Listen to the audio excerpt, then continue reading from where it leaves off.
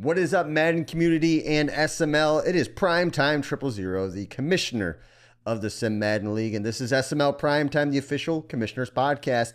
We got our 10-minute timer going, so let's talk SML football. But before I get into there, Madden 27, they had their official release just a few days ago.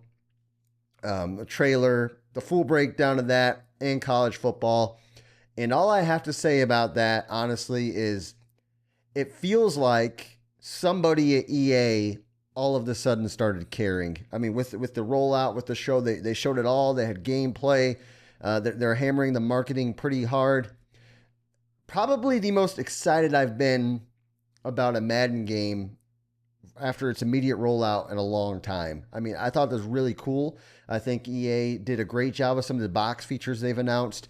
And I want to talk about that right now. Usually in a Madden game on the box, there's the big feature where it's boom stick 2.0 or hit stick 2.0 or whatever the case may be. This year, it feels like they truly are going more after the immersion, making gameplay better. Now, we'll have to find out how it's executed, but you know, thinking about the defensive side of the ball, everybody knows that this Madden defense is diminished.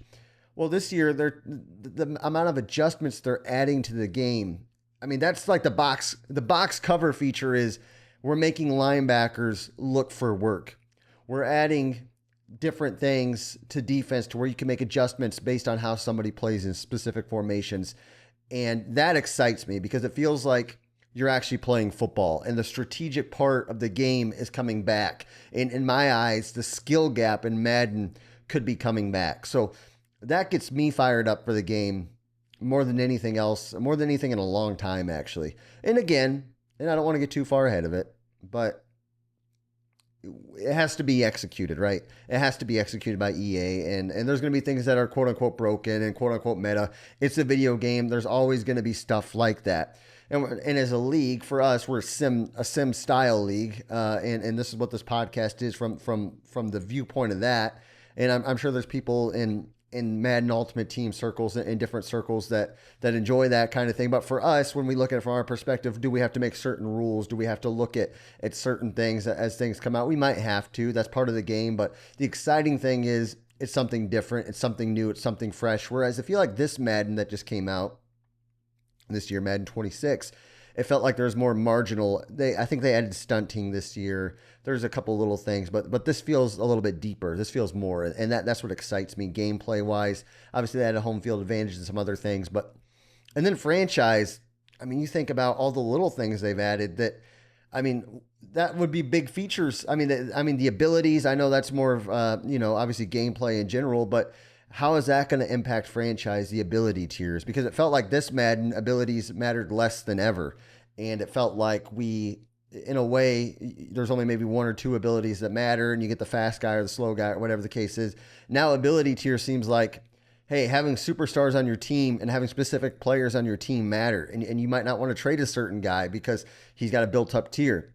And again, we're a connected franchise league that goes 9 seasons, August to August. So it makes me think, well, we have to have certain rules in place on certain things. We don't know enough details of how it'll play out. That's something we'll have to learn together. But that, again, excites me because it's something different to the ability set that we haven't had in a couple years. It was starting to get, in my opinion, a little redundant. It felt like the same thing over and over and over again. And this is like a recharge. It's something fresh. And even if it's not executed perfectly, I'm still excited because it's something different. As I was watching that EA rollout of Madden, and I bring this up every year in our chat, but I just have to say here because we have new people. I just think about all the Madden memories, the good old days of Madden. And then I started playing around Madden 06, Madden 7, and Madden 08, I was really into it. I remember going on Operation Sports every, come August for Madden 10 or Madden 09, Madden 10, Madden 11, and just hoping Madden where, what, when, and these people would always get their Madden in July because a mom and pop shop would have released the game early and they would sold it on the quote unquote black market, the video game black market, and the game would leak and people would have it for a month or two ahead of time. Boy, has that changed with digital downloads and the mom and pop shop stores kind of being eliminated, and they don't really sell those sports games as much. So that doesn't really happen anymore. But I miss those old days. I was never lucky enough to get the game early like that, like some people were, and I'd always be jealous of them. But I do remember just the times with me and my brother, and we would get the game and stay up late, go to midnight release at GameStop, and everybody would have their jerseys on of their favorite team, and maybe a Madden tournament there. I've played my brother in a couple tournaments at our local GameStop when I was a kid, and those are just the good old days. I miss those when the Madden cover meant something a little bit deeper, when Madden felt bigger, and things change. Obviously, you get older, but I hold those times dearly in my heart. But talking SML, I talked a lot about the future of Madden. Probably, obviously, it's going to impact the future of the league, and I felt necessary to kind of address my feelings on that. SML time, right? We got 4 minutes left in the show, and I would be foolish not to talk about the playoffs, which are coming up very quickly. We're in week 14 already. The playoff push is real. Obviously, in the NFC side of thing, you've got a 2-3 horse race for that number one seed. Myself, you got AJ, you've got Steele, all fighting for that number one seed. And I play Steele in just a week or two, so that'll be a big game for that. But what I'm really looking at is that 7 seed. When you got Soda, Dump, Tiny, not nice. And just, I mean, it's going to take a lot, but hurts money. He is just out of the playoff picture. He's now, remember, he had like one win for the longest time. Now he's fighting for the playoffs. So that's cool to see on the AFC side of things. Obviously, I think Bomber is the team to beat right now. He's a 1 seed. He's in control. That's going to be fun to watch. I think Dan's gaining momentum and getting better at the right time. It seems like he's kind of got over the hump on his loss, and he's a little more at peace with how last season ended, which is perfect timing for him. But again, that playoff push. You've got Torque. You've got KP. You've got Tug. You've even got Woods. And guess what? Another guy who only had like 1 win at the start of this for the longest time this season, Straw Blacks. He's there at the number 10 seed. Just 2 games out of that 7 seed, maybe 2.5. But watch out for Straw all of a sudden. So Damon and Straw both fighting for that 7 seed. It could be a photo finish, and that's pretty cool because those guys just didn't rule themselves out.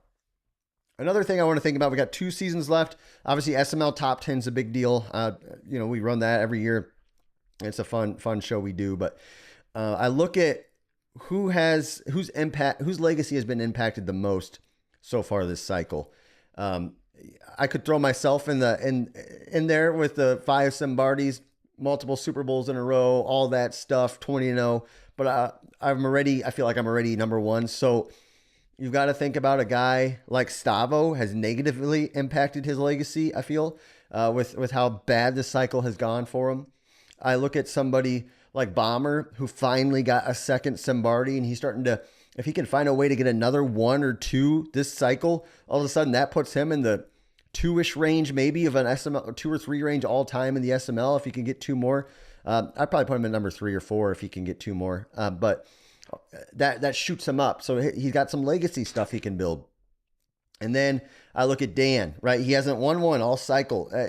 I think Dan's legacy is pretty much set, but it hasn't done him any favors this cycle. It's made him susceptible to get passed if somebody like QP, who's back, could win. But I think QP hasn't done himself any favors for his legacy this cycle because he's been losing and he hasn't been winning and he's missed the playoffs and he's had tank allegations. So all this stuff is happening right now, and we got this season and next season. So season and a half to go here. It's just going to be fun. I got a minute left. I do want to talk commish time, and I just want to say, Madden 27 is coming out. Just remember, there's always excitement with the new game. And just like many things in life, you get a new car, you love it, and then after a couple of months, it gets hit in the parking lot, you spill your pop on the center console, whatever the case may be, you start seeing the flaws in it. Same thing with Madden right now. Some people are starting to see the flaws in it, and they're ready for the next game. All I could say is try to keep a positive attitude. Just know it's always going to be a love-hate relationship. You're going to have highs and lows. Try to make the best of it. I think it's good to talk about things and say, hey, is this in my head or is this not in my head? But at the end of the day, I don't think it's worth beating a dead horse on a video game that we're not going to be able to fix. Just try to make the best of it. We're here for the community to be competitive and to have a good time. We got another, season to go after this one. So let's just make the best of it, guys. Hey, I'm Prime Time. We're signing out for now. Thanks for watching. Have a great day.